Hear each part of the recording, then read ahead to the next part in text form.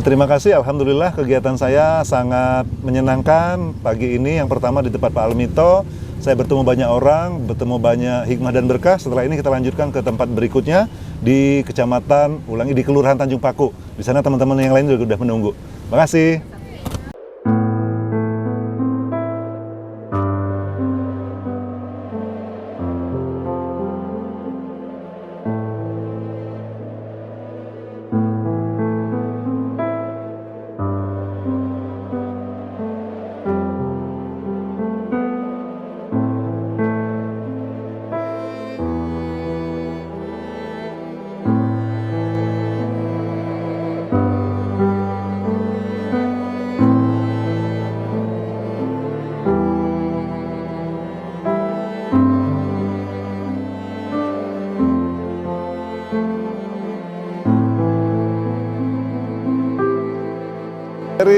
Pak, makasih Pak, mohon maaf agak menunggu Pak. Tadi di sana agak lama sedikit. Alhamdulillah, Kecamatan Tanjung Harapan, Kelurahan Tanjung Paku. Di mana tempat kita ngobrol? Di situ? Oke, silakan Pak. Takutnya salah masuk saya.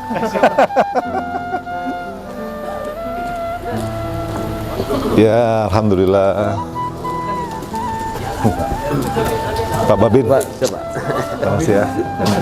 Rambutnya hitam sekali. Berarti di sini happy lah ya, senang lah ya. Pak Zikir sih Pak. Iya, alhamdulillah. Ini saya baru lihat juga ada sawah sedikit ini di tengah-tengah ini. Terus ini kali di sekitar itu apa kebun? Kebun. Ini ya lahannya masih, maksud saya di tengah kota, tapi iya, saya pikir semua. Pak Fadilan Pak, nama saya. Pak Firman Datuk Lelo. Pak Firman Datuk Lelo. Panggilannya Pak Firman. Alhamdulillah. Pak Fadilan Pak Indra. Fadilan. Yang mana Pak Lurah? Oh ini, alhamdulillah. Oh masih muda sekali.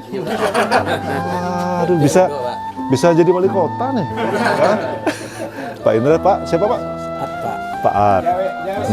Siapa namanya? Hendri. Pak Hendri. Pak Saiful Pak. Pak Saiful, KPN, FKPM. Ya, makasih Pak Saiful. Pak RW, ya saya Pak Fadilan. Kalau polisi itu ada namanya, saya sendirian. Pak Tony. Pak Sony. Alhamdulillah, Pak Fadilan Pak ya. Pak Asrul. Kalau ini udah kenal kan nama Tanjung Paku. Silakan Pak Camat. Monggo Pak Camat. Bapak bilang apa aja saya percaya Pak. Nggak apa-apa salah-salah sedikit. Silakan Pak Camat mungkin kalau mau mengawali. Assalamualaikum warahmatullahi wabarakatuh. Waalaikumsalam warahmatullahi wabarakatuh. Sama-sama kita hormati Bapak Kapolres Solok Kota. Iya Pak. Bapak Kapolres Solok Kota. Selanjutnya Bapak Ibu personil Solok Kota, Lurah, RW, RT, dan tokoh masyarakat Kelurahan Tanjung Paku yang sudah hadir pada kesempatan kali ini. Alhamdulillah pada hari ini kita dikunjungi oleh Kapolres Solok Kota dalam rangka program Jumat Curhat. Jadi, Jumat Curhat. mungkin ini jarang terjadi dan untuk saya Pak mungkin ini baru pertama kali sejak saya pernah dinas di kecamatan dari 2004. Oh 2004 Pak ya? Pernah di kecamatan 19 tahun ya?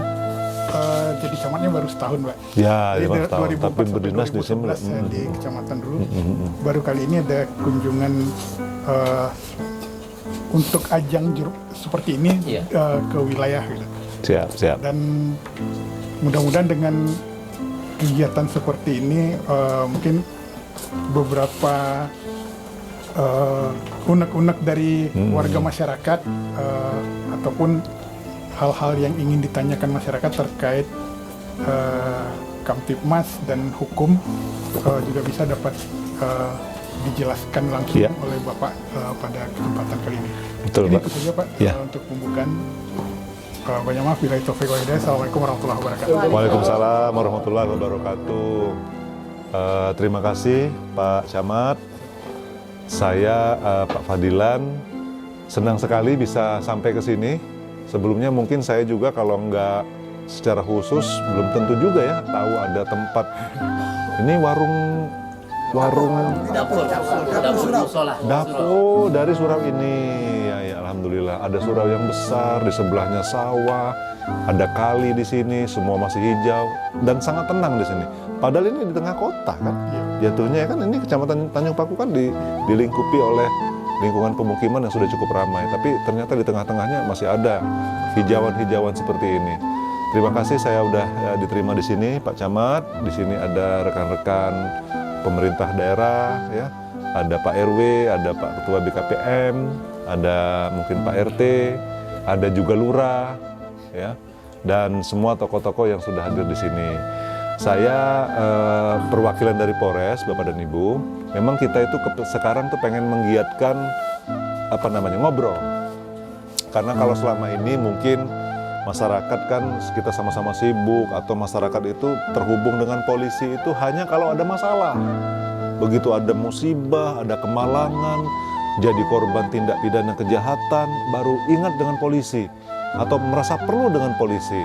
Nah, kita mau tingkatkan lagi hubungan dengan polisi ini, jangan hanya pada saat susah. Kalau bisa saat senang juga, ya kan? Saat senang juga, dan kami juga kan untuk menjaga keamanan ini kan butuh dukungan dari semua pihak, butuh banyak informasi dari semua kalangan, yang terutama dari warga yang memang mengetahui bagaimana situasi setempat. Ya, anggota Polres Solo Kota itu Bapak dan Ibu hanya 300-an. Ya, ada 7 kecamatan yang aktif di Polres sendiri kan hanya nggak sampai 100 mungkin, ya. Dan juga Polsek Kota. Oleh karena itu, memang ke depan kita pengen menggiatkan yang seperti ini. Kalau hari Jumat kan hari Jumat itu kan bagi kita Muslim kan hari raya mingguan. Jadi semua harus memang dalam suasana sukacita di hari Jumat, ya kan, mengawali pagi mungkin dengan mandi, dengan sholat, ya kan, dengan membaca surat yang disunahkan untuk dibaca di hari Jumat. Semua senang, dan dalam situasi seperti inilah kami pengen berkunjung ke semua kalangan masyarakat. Pindah-pindah, tidak perlu persiapan, ya seperti inilah. Nah, dalam kesempatan ini mungkin inilah maksud dan tujuan kami supaya lebih mendekatkan lagi dengan rekan-rekan sekalian, mumpung berkumpul di sini. Seandainya rekan-rekan, termasuk juga Pak Camat sendiri, ada masukan, mungkin ada saran, mungkin ada harapan, ada pertanyaan juga boleh. Atau pengen diskusi, Pak kalau masalah seperti ini kira-kira gimana? Ya boleh. Ya, kalau ada keluhan juga boleh. Ya, kalau ada keluhan juga boleh. Insya Allah kami dengarkan. Boleh, sebetulnya saya tuh pengen pakai baju seperti Bapak, cuman kalau kami ini kan 24 jam dinas, jadi mohon maaf kalau saya pakai bajunya begini terus, ya. Silakan Pak, silakan. Saya izin sambil ngopi Pak ya. Ya, silakan Pak. Terima kasih Pak ya. Assalamualaikum warahmatullahi wabarakatuh. Waalaikumsalam warahmatullahi wabarakatuh. Waktu segala penghormatan dan diberikan kepada pembicara Pak Kapolres, Ya. Pak Camat. Pertama yang Ternyata masih panas nih. Masih panas. oleh Pak Kapolres Iya Pak. yang sudah menyediakan waktu bersafari mengelilingi wilayah yang pada hari ini sudah Bapak datangi. Khusus kami warga Kelurahan Tanjung Paku, Tanjung Paku. Kecamatan Tanjung Harapan, Kota Solo. Pada saat sekarang telah didatangi oleh seorang pimpinan kepolisian Republik Indonesia Polres Solo Kota, Pak Fadilan. Siapa? Yang ingin saya tanyakan Pak, perihal Kamtibmas. Kamtibmas. Keamanan dan ketertiban masyarakat. Ya. Kita khususkan. Ini tindak pidana nih Pak ya. Di dalam yang saya ketahui, tindak pidana ini ada tindak pidana ringan, dipiring namanya. Ya. Kemudian tindak pidana berat. Kami selaku warga ini sangat merasa miris kiranya kalau hal ini tidak ditindaklanjuti dengan segera. Iya, Pak. Ini gini Pak, kami tahu di kelurahan-kelurahan manapun di Kota Solo ini sering terjadi, apakah itu tindak pidana berat, tindak pidana ringan, khusus kepada tindak pidana ringan. Kami mengingatkan kembali kepada Bapak Kapolres, kalau saya tidak lupa ini Pak ya, ada skep Kapolri. Ketika itu Bapak Jenderal Anton Sudarso, Pak Anton Pak. Tahun 2005 nomor skepnya kalau saya tidak salah 137 perihal FKPM, Forum Kemitraan Perpolisian Masyarakat, di mana setiap kelurahan sudah dibentuk polmasnya, polisi masyarakat yang notabene adalah berfungsi dalam berpandangan tangan dari kepolisian, di mana satuan kerja kepolisian tersebut. Nah, sekarang saya melihat kondisi FKPM tersebut sudah terjadi mati suri Pak. Di mana di satu sisi kami mengetahui fungsi FKPM ini adalah untuk mengantisipasi tindak pidana ringan supaya tidak melangkah kepada tindak pidana berat. Di sini fungsi FKPM ini adalah untuk memediasi, menyelesaikan sengketa tindak pidana ringan di kelurahan masing-masing. Salah satu contoh, saudara kita Saiful alias Udu, beliau ini adalah ketua FKPM Kelurahan Tanjung Paku. Sekarang kita mengatakan mati suri tidak diberdaya gunakan. Ini maaf Pak. Silakan Pak, nggak apa-apa. Soalnya saya tempoh hari pernah menjabat selaku ketua FKPM di Kelurahan Napapiliang di Kecamatan Busnas. Fungsi FKPM ini sangat berperan di dalam menyelesaikan sengketa tindak pidana ringan. Hal ini bertolak belakang dengan apa yang disampaikan di dalam regulasi tersebut. Artinya begini Pak, kami ingin ketika tindak pidana ringan ini tidak langsung, tidak serta-merta si korban di kelurahan yang bersangkutan itu melakukan pelaporan terhadap kepolisian yang ada di wilayah. Nah itu pun dia dibatasi bahwasanya kalau toh itu terjadi tindak pidana ringan, itu pihak kepolisian, contoh saja di Polsekta Kota Solo, itu seyogianya mengembalikan permasalahan ini kembali kepada FKPM di kelurahan agar diselesaikan secara kekeluargaan lebih awal oleh FKPM. Iya Pak. Beberapa permasalahan pernah kami melihat ditindaklanjuti, dilaporkan oleh kelurahan kepada kepolisian, itu langsung disikapi oleh kepolisian. Nah, kami bermohon, tolong Bapak kembalikan kepada formulasi yang ada di skep Kapolri itu, bahwasanya sebatas itu tindak pidana ringan, itu adalah kerjanya, tugasnya dari Polmas atau FKPM yang ada di kelurahan masing-masing. Sebab pernah terjadi dulu Pak, saya izin minum ya. Mengambil kembali warga kami yang dalam tanda kutip tertahan, diamankan, itulah bahasanya Pak ya. Ya. Sehingga kami jemput, kami mohon kepada pimpinan kepolisian agar kiranya kami bisa menyelesaikan. Nah, ini itu kiranya dapat Bapak telusuri kembali sejauh mana skep Kapolri ini apakah sudah dicabut, apakah belum.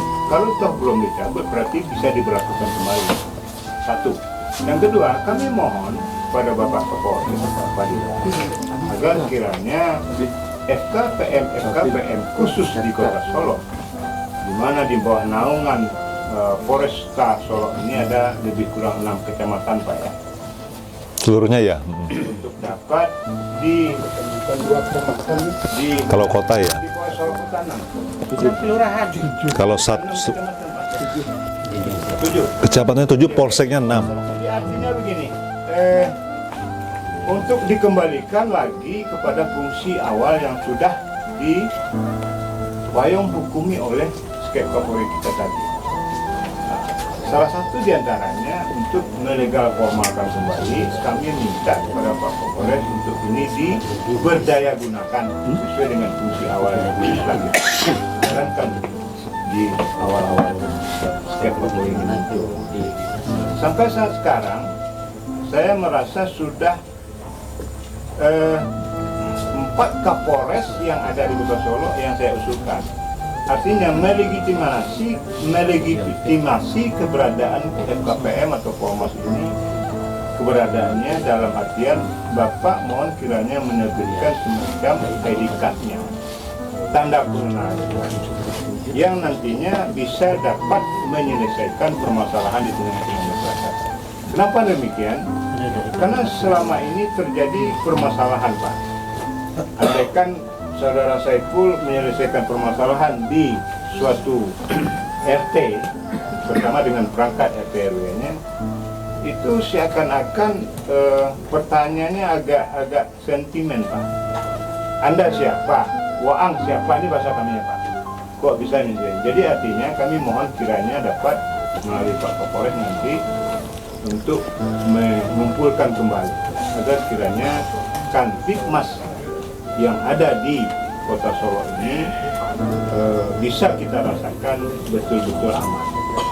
Kemudian yang terakhir, saya mohon kepada Bapak kiranya nanti ada permasalahan yang saya bisa mengkategorikan ini tindak pidana berat, masalah narkotika.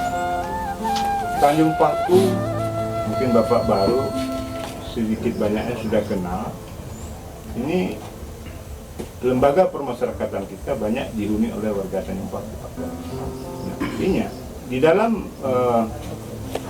penangkapan, penggeledahan, ini betul-betul kiranya ada mendapatkan efek jera kepada si pelaku narkotika ini.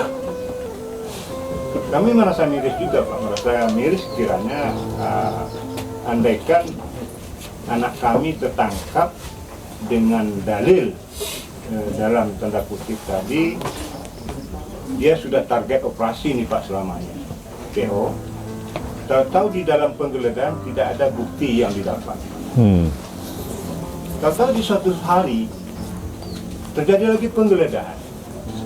Jelas bukti yang telah disaksikan oleh perangkat RT RW ini, bukti atau BB yang ada di tempat penggeledahan tersebut tidak diketemukan. Tahu-tahu di dalam penggeledahannya ditemukan semacam barang bukti. Nah, entah bukti dari mana ini datangnya, entah dari mana, kami tidak tahu, Pak. Sehingga terjadilah permasalahan di seorang warga bagi kami. Nah, itu kepada Bapak Fadilan selaku Kapolres Solo kita kiranya dapat memberikan semacam edukasi, pencerahan atau bimbingan kepada kami yang notabene adalah bagian dari tokoh masyarakat yang ada di masing-masing kelurahan. Terakhir, kepada Pak Dilan, suatu ketika tolonglah Bapak giring kami di dalam pembekalan perihal hukum terhadap apakah itu narkotika, tindak pidana yang lain, kemalakan, begal, segala macam, agar kami ini paham betul-betul terhadap apa yang langkah-langkah yang harus kami lakukan, sehingga tidak terjadi kontradiktif kami selaku warga untuk menerapkan apa hukum itu yang sebenarnya. Mungkin itu dulu, Pak, dari saya selaku warga masyarakat Kelurahan Tanjung Paku, agar kiranya pada Bapak Kapolres Solo Kota dapat memberikan arahan kepada kami, dan terakhir nanti mungkin ditindaklanjuti dengan sosialisasi di Mapolres Solo Kota bagian-bagian kami yang bisa melakukan perpanjangan tangan fungsi dan tugas dari Kepolisian Republik Indonesia di Kota Solo. Mungkin demikian, Pak, dari saya. Lupa saya perkenalkan, saya nama Firman dan Dr. Sultan. Terima kasih.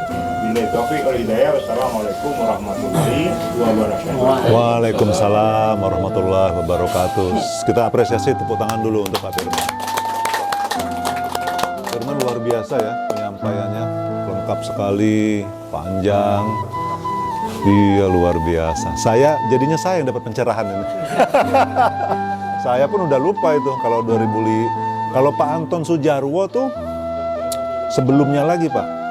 Saya dilantik jadi polisi tahun 2003, yang melantik saya Pak Dai Bahtiar. Pengganti Pak Dai Bahtiar itu kalau Pak Anton Sujarwo sebelumnya lagi. Jadi terima kasihlah Bapak sudah menghangatkan ingatan kita semua, ya enggak? Jadi kalau kami di polisi ini tiap hari ada aja kesibukan aktivitas yang kadang-kadang memang kita perlu refresh seperti ini. Jadi saya lagi apresiasi Pak Firman, Datuk Datuk Rajo Lelo sudah memberikan masukan kepada kami, Pak. Walaupun tidak kami catat, kami ingat, ya. Intinya kan yang pertama upaya untuk memberdayakan kembali FKPM. Sebelum kita mungkin diskusi lagi, saya pengen tanya dulu, Pak. Yang dimaksud dengan tindak pidana ringan dalam perspektif teman-teman warga Kelurahan Tanjung Paku. Ya, ini tuh yang banyak terjadi, katakanlah contohnya bisa nggak dikasihkan ke saya? Misalnya apa? Contohnya terjadi perkelahian antara anak keluarga dengan keluarga yang lain. Sehingga berimbas kepada pemukulan, segala macam. Jadi ketika itu terjadi, si korban langsung saja memberikan laporan kepada kepolisian. Nah, ini pernah terjadi di diri saya, Pak. Istri saya sendiri pernah itu dilaporkan. Ini tuh Pak Jod. Kebetulan saya ketuanya, saya bilang, Pak. Jadi hal ini yang sering terjadi, kalau dikatakan pelanggaran, apakah kelalaian untuk menyikapi apa yang terjadi di tengah-tengah masyarakat sehingga tidak berimbas kepada permusuhan, sentimen, segala macam. Kalau FKPM itu menyelesaikan, jelas kami ada Pak, istilahnya kami di kelurahan ini ingin menyelesaikan sejak kekeluargaan. Nanti kalau setelah kasus ini beranjak kepada kepolisian, tentu nanti terjadi permusuhan yang akan berimbas ke belakang. Jadi itulah yang kami lakukan tempoh hari, bahwasanya ini tugas FKPM, kami bisa menyelesaikan dengan perangkat yang ada di kelurahan, RT, RW, sehingga itu terjadi, Pak. Nah, beberapa tahun belakang ini terjadi, tidak ada lagi, Pak, sehingga orang itu langsung aja, langsung untuk melaporkan terjadi perkelahian, sehingga terjadi ya namanya anak muda lah. Jadi yang saya kategorikan tidak pidana ringan itu mungkin terjadi pemukulan, tidak membahayakan, suami istri berkelahi. Iya, suami istri berkelahi. Jadi kalau dapat hal-hal yang seperti ini bisa kami redam hingga tidak melangkah bukannya terjadi permusuhan. Iya, makasih Pak Firman. Jadi rekan-rekan, penjelasan dan penyampaian oleh Pak Firman ini bagus juga untuk pencerahan kita semua. Saya bertugas di Polda Sumbar, di Polres Solok Kota ini sejak Juli tahun lalu, tahun 2022. Alhamdulillah sudah 5 bulan kurang lebih. Memang saya mempelajari dari dinamika yang ada, Pak Camat, dari laporan-laporan yang masuk hari ke hari. Kalau bolehlah saya sedikit berkomentar, walaupun tidak seluruhnya, tentu ini tidak berlaku untuk seluruh masyarakat, tapi memang sebagian masyarakat kita di Kota Solo ini termasuk yang memang semangat melapornya tinggi sekali, saya lihat. Betul ya? Betul nggak saya? Ya. Sedikit lapor. Nah, peduli ya. saya juga bingung. Waduh. Jadi alhamdulillah di tingkat nasional kebijakan hukum sudah ada, Pak, yang baru terkait dengan hal ini. Ya. Namanya Restoratif Justice. RJ singkatnya, ya. Nah, jadi Kementerian Hukum, Kementerian Hukum dan HAM, Menko Polhukam, Bapak Kapolri, ya, Mahkamah Agung, ya, Jaksa Agung itu sudah meneliti. Sudah meneliti sebelumnya dengan tim-timnya, dengan para pakar, dan sudah juga memperhatikan ya sosiologis, demografis, karakteristik masyarakat Indonesia secara umum. Sehingga sampailah beliau-beliau ini ya para kebijakan pengambilan hukum di Republik kita ini ke suatu kesimpulan memang tetap dan masih diperlukan upaya penyelesaian sengketa atau persoalan itu dengan cara mediasi. Ya. Namanya kalau bahasa Inggrisnya settlement out of the court. Jadi penyelesaian sesungguhnya ini persoalan hukum, tapi diupayakan diselesaikan di luar jalur hukum terlebih dahulu. Karena apa? Banyak masalahnya. Pertama, proses hukum itu lama. Yang kedua, proses hukum itu memakan biaya. Yang ketiga, proses hukum itu juga berdampak sosiologis seperti yang Bapak bilang tadi. Ada kesedihan, ada ketidakrelaan, mungkin ada kebencian, ada dendam mungkin mengakibatkan, dan dampak-dampak yang lain. Termasuk juga dampak ekonomi. Kalau yang terhukum ini seorang kepala keluarga, mungkin anaknya, mungkin istrinya juga kesulitan memenuhi kebutuhan hidupnya, dan lain-lain. Plus, satu lagi jangan lupa, sistem hukum kita belum bisa mengakomodir semua pelaku kejahatan untuk mendapatkan proses pemasyarakatan yang layak sehingga dari proses itu bisa ada efek jera, efek deteren, dan kemudian kembali ke masyarakat dengan baik. Itu belum sampai seideal itu. Masalah utamanya adalah daya tampung lembaga pemasyarakatan, daya tampung penjara, daya tampung rumah tahanan itu masih jauh dari ideal. Dan faktanya mereka yang terkena hukuman pidana ini atau istilah hukumnya optimum remedium ini banyak juga yang bukannya insaf tapi malah semakin jadi semakin jadi kriminal yang meningkat lagi gitu loh, pengetahuan, pengalaman maupun keberaniannya karena bergaul dengan sesama kriminal di lingkungan itu. Nah, menyadari hal ini makanya pemerintah pusat ya sudah menyemakati adanya metode restoratif justice tadi atau RJ. Itu satu. Yang kedua, saya sampaikan juga dalam kesempatan ini, restoratif justice tadi sudah ditindaklanjuti kalau di wilayah hukum Polda Sumbar ini dengan adanya MOU, Memorandum of Understanding atau PKS, Perjanjian Kerjasama, ya.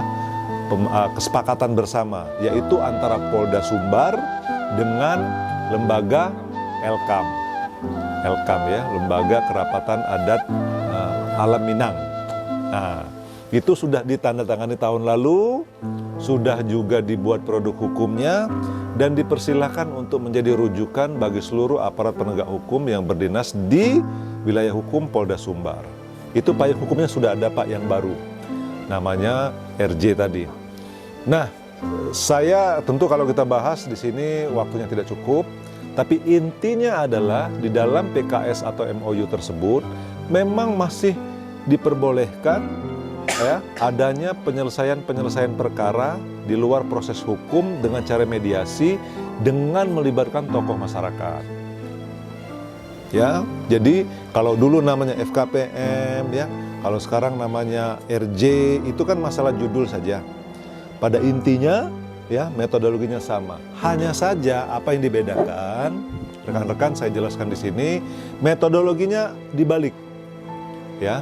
Jadi masyarakat siapapun yang terkait persoalan hukum, terutama tentunya sebagai korban ya, yang dirugikan hak-haknya, yang merasa terlanggar hak-haknya, itu boleh langsung mendatangi kantor polisi, boleh. Tentu boleh, tidak ada yang melarang. Bahkan bagus, berarti punya kesadaran hukum yang tinggi. Melaporkan apa yang dia alami tentu dengan membawa keterangan, dengan membawa bukti, dengan mungkin juga menghadirkan saksi, alat bukti dan lain-lain. Nah, kami sendiri di kantor kepolisian tidak serta-merta menerima itu sebagai laporan polisi, Pak. Ada prosesnya. Mulai dari front office datang. Jadi di kantor polisi itu di bagian katakanlah gerbang ya atau pos itu ada konsultannya.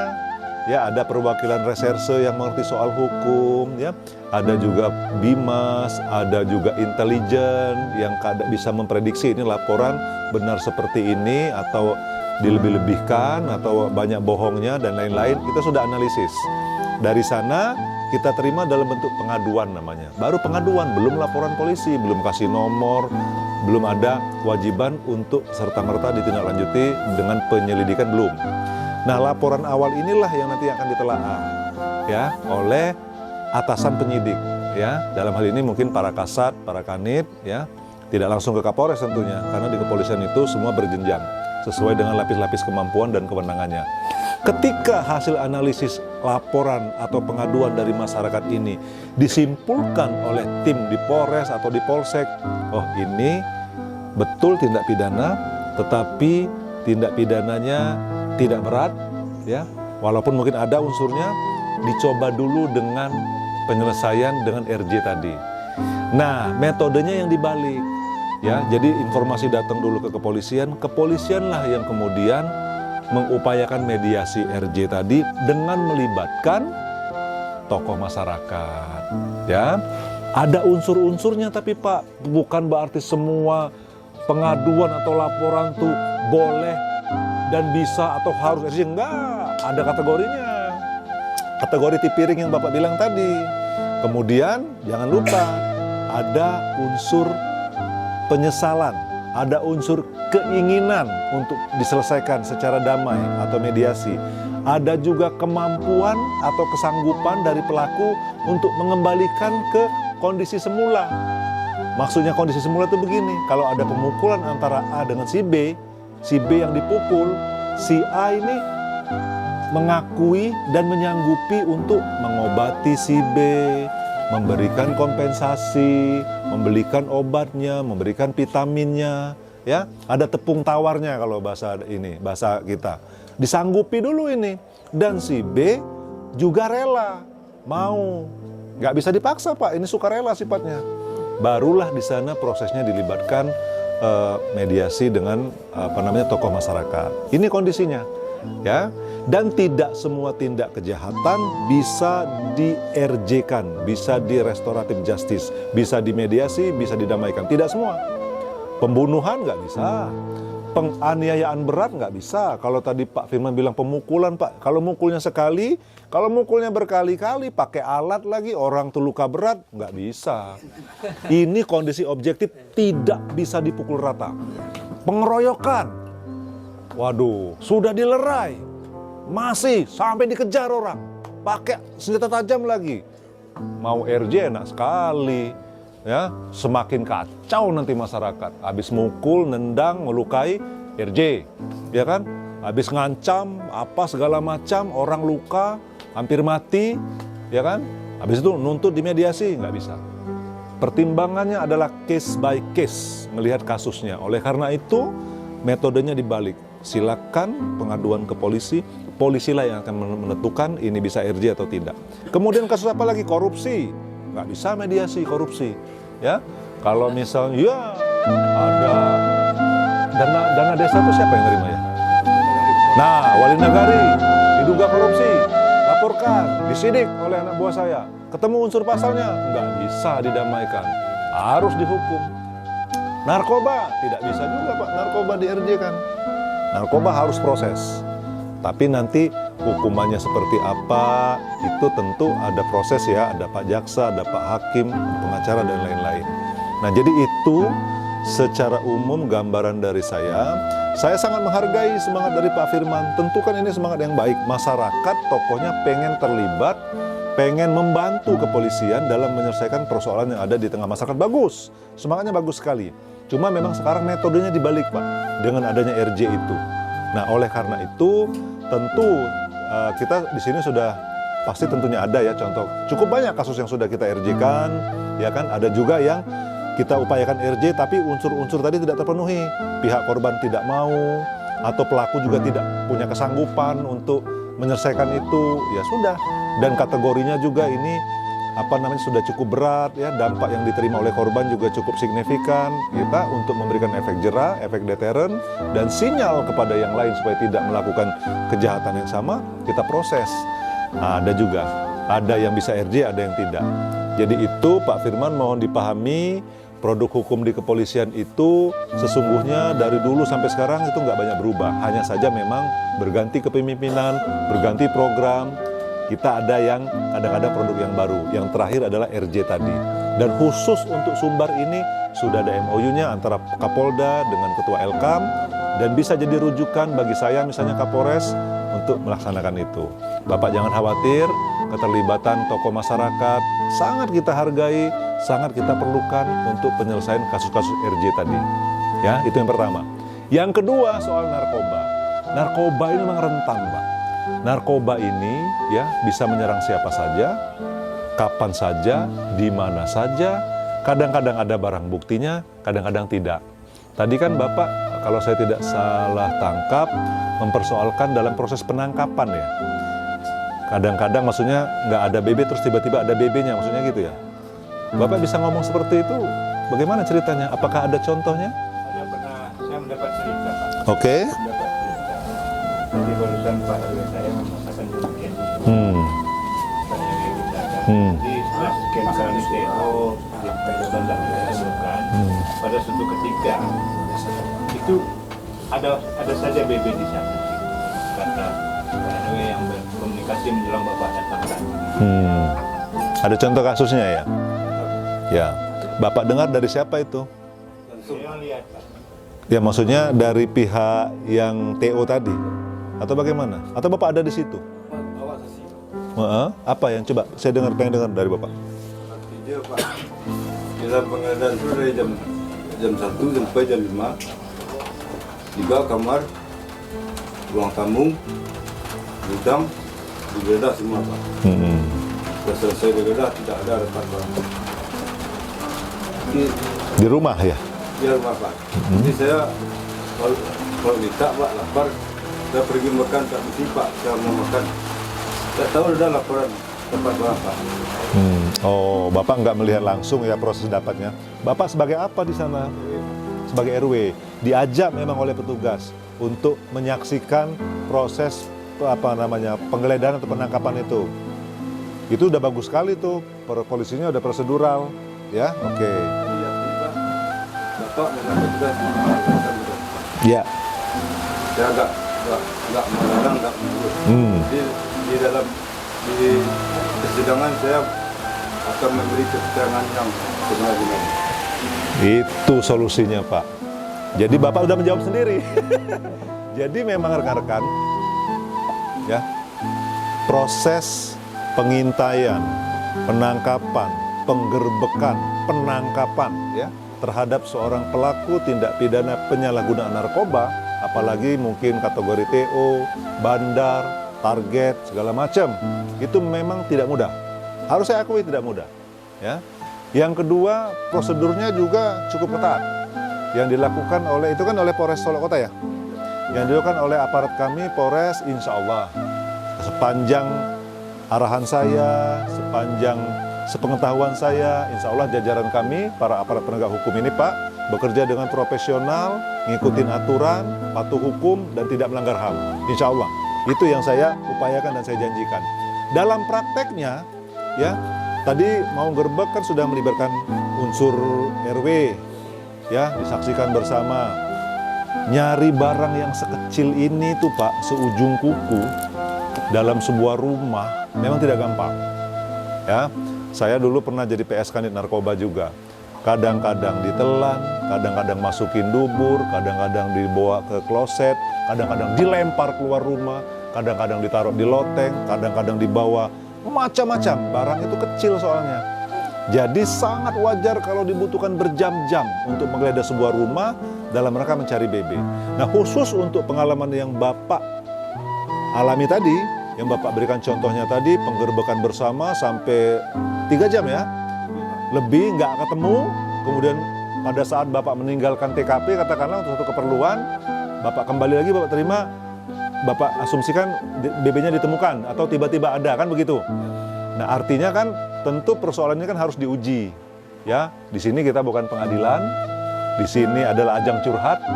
Masukan dari Bapak saya terima, saya juga akan konfirmasi ke kasat saya, kasat narkoba, ya, bagaimana ini ceritanya. Dan Bapak sendiri, karena Bapak sangat mengerti hukum, yang Bapak ceritakan tadi ini akan dibuktikan, akan diuji di pengadilan. Ya, saya cuma ngasih gambaran aja. Satu, keterlibatan seorang subjek pengguna narkoba itu bisa dibuktikan bukan hanya dari barang bukti, tetapi juga yang ada pada dirinya, yaitu melalui cairan tubuhnya, ya, urin, darah. Nggak bisa bohong, Pak. Kalau saya dulu di Jakarta, saya pernah dinas di Palembang, pernah dinas di Surabaya, kebetulan di forensik juga, Pak. Kadang-kadang, Pak, kita bukan hanya urin dan darah kita periksa, rambut, kuku kita periksa juga. Karena kalau sudah jadi pengguna berat, barang haram itu terakumulasi di situ. Itu satu yang akan membuktikan. Yang kedua, jangan lupa, handphone ini bisa bicara semua hal dalam penyidikan dan penyelidikan. Ya, kepolisian saya tidak munafik dan tidak saya tutupi. Kita menggunakan teknologi, Pak, sekarang. Kita tahu pergerakan orang, kita tahu apa yang dikomunikasikan, kita tahu apa yang dia kerjakan, kita tahu apa yang mereka rencanakan, sehingga pada saat itulah mempermudah kita melakukan penggerbekan. Tapi karena barang ini kecil tadi, yaitu tadi, kita kan bukan dukun. Kalau anjing bisa ngendus, kalau manusia nggak bisa. Sebatas prosesnya. Nah, kalau tadi Bapak mempersoalkan atau mencurigai, jangan-jangan ini dijebak, jangan-jangan BB-nya mungkin, bolehlah saya, mungkin dibawa oleh polisnya sendiri, kan gitu asumsinya. Ya ini bisa diuji, bisa diuji. Nanti keterangan si terdakwa didengar, keterangan pihak yang melakukan penyelidikan atau yang ada di TKP juga didengar. Hakim nanti yang mengkonstruksikan dan lebih percaya yang mana. Ingat, KUHAP 184, alat bukti ada 5. Ya, alat bukti itu ada 5. Salah satunya aja itu barang bukti. Tapi keterangan saksi, keterangan terdakwa, alat bukti surat. Surat ini maksudnya produk hukum yang dibuat terkait dengan kasus itu. Misalnya tadi urin darah si tersangka, diperiksa di laboratorium, keluar jadi surat berita acara yang ditandatangani oleh ahli, itu kategori surat. Petunjuk, nah petunjuk ini macam-macam. Bisa dari informasi dari handphone, rekaman percakapan, WA dan segala macam, itu petunjuk. Dan terakhir barang bukti atau alat buktinya tadi. Ini hanya salah satu dari 5 itu. Hakim mempertimbangkan semuanya. Jadi saya tidak mau berasumsi dengan cerita itu. Saya juga tidak bisa memberikan keterangan yang lebih. Cuma memang kita harus punya semangat yang sama, Pak. Memerangi narkoba ini musuh kita bersama. Ya, musuh masyarakat, terutama tokoh, karena generasi muda kita, anak-anak kita, rusak atau baik dia tergantung bagaimana kemampuan kita terhadap menghalau ini. Ya, dan supaya Bapak tahu, mafia narkoba ini, Pak, ya, bukan kayak mafia yang lain. Mafia narkoba ini pertama, modalnya luar biasa. Yang kedua, mereka siap mati, Pak. Saya sudah banyak nangkap gembong narkoba, Pak, waktu saya masih PAMA dulu. Statementnya banyak yang bilang, tidak takut di penjara, karena anak istrinya sudah ada yang menjamin, nanti rekan-rekan dia sesama mafia itu nggak ada masalah. Mereka sadar kita ini semua akan mati. Kita kan mau mati semua, Pak Polisi. Tapi kami sebelum mati, kami mau senang-senang dulu. Duitnya mudah dan banyak. Ya, tentu mereka tidak beriman. Mereka tidak percaya dengan yang namanya konsep surga neraka, nggak percaya. Ya saya kasih gambaran ini untuk memberikan gambaran kepada bapak-bapak sekalian betapa mafia narkoba ini sangat luar biasa.